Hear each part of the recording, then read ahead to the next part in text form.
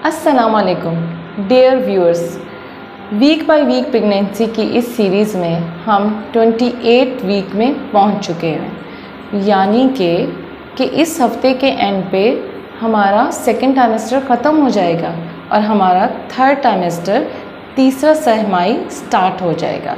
क्यों? और ये माँ और बच्चे के लिए बहुत ही इम्पॉर्टेंट है, क्योंकि बाज़ टाइम थर्ड ट्राइमेस्टर में डिलीवरी जल्दी भी हो जाती है।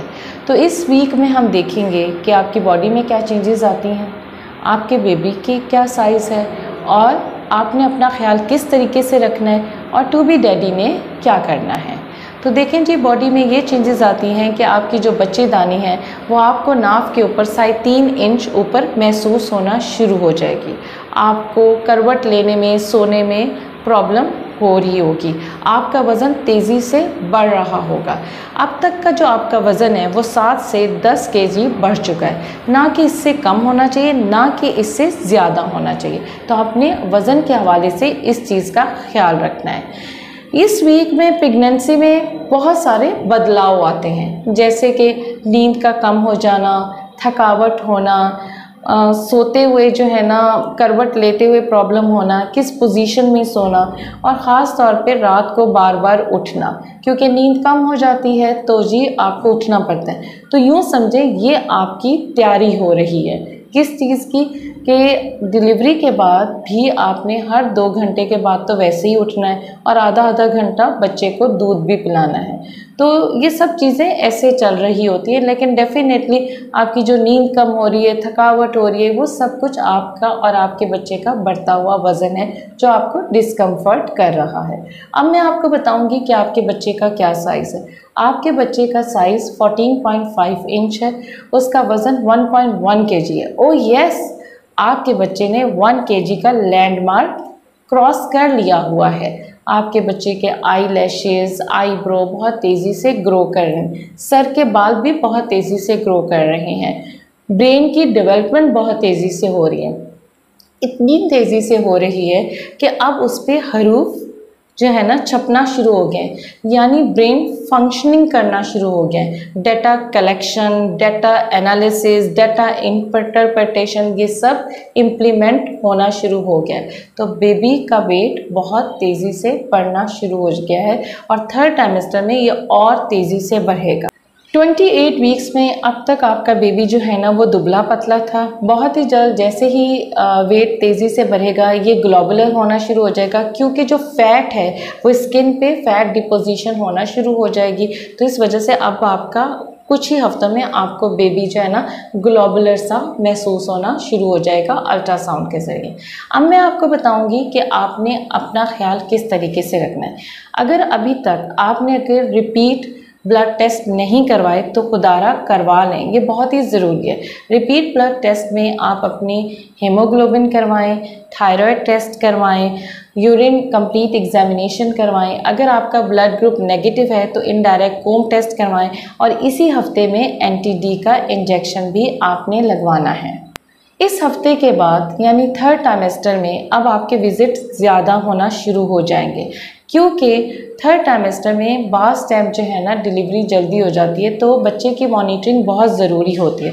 और थर्ड ट्राइमेस्टर में ही बहुत सारी कॉम्प्लिकेशंस भी होती हैं, जैसे शुगर का बढ़ जाना, ब्लड प्रेशर का बढ़ जाना। तो इसलिए बहुत ज़रूरी है कि आपके जो है ना विज़िट ज़्यादा हों, ताकि टाइमली डिटेक्ट कर सकें कि हमने किस टाइम किस चीज़ की कॉम्प्लिकेशन पे जो है ना कंट्रोल करना है और कब डिलीवरी प्लान करनी है। आपने इसी हफ्ते में एक और चीज़ का भी ख्याल करना है, वो है लैक्टेशन की तैयारी।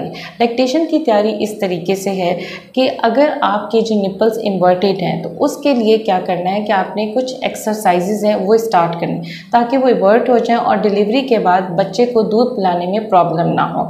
आपने जो है ना अपनी निपल्स को मॉइस्चराइज़र लगाना है, वैसलीन लगानी है, क्योंकि बाज़ टाइम ना डक्ट्स ब्लॉक होती हैं, तो उसको जो है ना सुप्रेस करके जी उसकी सर्कुलेशन को को बेहतर करना है। तो ये बहुत ज़रूरी है, क्योंकि अभी से ही ये करेंगी तो आखिर में डिलीवरी के बाद जो है ना ब्रेस्ट फीडिंग में आपको प्रॉब्लम नहीं होगी। इस वीक में आपने अपनी भी सेहत का ख्याल रखना है और आपने खुद भी दूध लेना है। इसी वीक में आपने एक वैक्सीन लगवानी है जो कि बहुत ही इंपॉर्टेंट है, जिसे टेटनस टॉक्साइड कहते हैं। लेकिन मैं ये मशवरा दूंगी कि आप Tdap की वैक्सीन लगवाएं, यानी टेटनस, डिप्थीरिया एंड पर्ट्यूसिस। वो आपको भी प्रोटेक्शन देगी और आपके बेबी को भी प्रोटेक्शन देगी। तो इसीलिए ये वैक्सीन का ज़रूर कोर्स इंजेक्शन लगवाएं। अब मैं आपको बताऊंगी कि आपके टू बी डैडी ने आपके लिए क्या करना है। देखें जी, आप दोनों मियाँ बीवी सर जोड़ के बैठ जाएं कि आपने डिलीवरी कहाँ से करवानी है। अगर आपकी मिसेस की प्रेगनेंसी हाई रिस्क है, यानी ब्लड प्रेशर ज़्यादा है, शुगर है, या जुड़वा बच्ची हैं, या दिल का मसला है, थायराइड का मसला है, या कोई भी क्रिटिकल सिचुएशन है, तो आपने ऐसी जगह पे ये डिलीवरी करवानी है जहाँ 24/7 जो है ना इमरजेंसी की सहूलत मैसर हो, एनेस्थेटिक मौजूद हो, नर्सरी हो, ब्लड बैंक मौजूद हो और आपके गायनेकोलॉजिस्ट फ़ौरन वहाँ पे आ सकें और आपकी डिलीवरी को कंडक्ट कर सकें। तो ये बहुत ज़रूरी है कि आप इस चीज़ को प्लान कर लें कि आपने कहाँ करवानी। अपनी गायनेकोलॉजिस्ट के साथ जो है ना 24/7 जो है ना उन्हें बता दें, वो इन टच रहेंगी, वो उनकी सपोर्ट से ही आगे आपने चल पाना है। तो इसीलिए लोकेशन डिसाइड करना बहुत ज़रूरी है और उस हॉस्पिटल का एम्बुलेंस का भी नंबर रख लें, ताकि अगर आपको जब भी दर्दें शुरू हों तो आप उनसे कांटेक्ट करके एम्बुलेंस मंगवा लें। अभी बहुत इम्पॉर्टेंट है कि आपने डिलीवरी कहाँ से करवानी है। अगर आपका इंश्योरेंस है या कंपनी की तरफ से रिइंबर्समेंट है तो कोई ऐसा मसला नहीं है, उनसे डिस्कस कर लें कि किस तरीके से रिइंबर्समेंट होगी। लेकिन अगर आपने खुद पे करना है तो उनके साथ अभी ही पैकेजेस डिसाइड कर लें, ताकि आप तब तक मैनेज कर सकें और सारा कुछ उनके साथ डिस्कस कर लें कि एनेस्थेटिस्ट का OT चार्जेस हो गए, पीडियाट्रिशियन हो गया, ये सब कुछ जो है ना आपने अभी से ही इसको मैनेज करना है। जब आपके डिलीवरी लोकेशन, डिलीवरी का प्लान डिस्कस हो गया कि आपने कहाँ से करवाना है, उसके बाद जो है ना अब आप इजी हो गए हैं। आपकी गायनेकोलॉजिस्ट को भी पता चल गया है कि आपने उन्हीं से ही ये डिलीवरी करवानी है, तो वो आपको 24 आवर जो है ना इस चीज़ की सपोर्ट देंगी कि वो अवेलेबल होंगे। अपना बहुत ज़्यादा ख्याल रखें और मेरी अगले आने वाली वीडियो का इंतज़ार करें।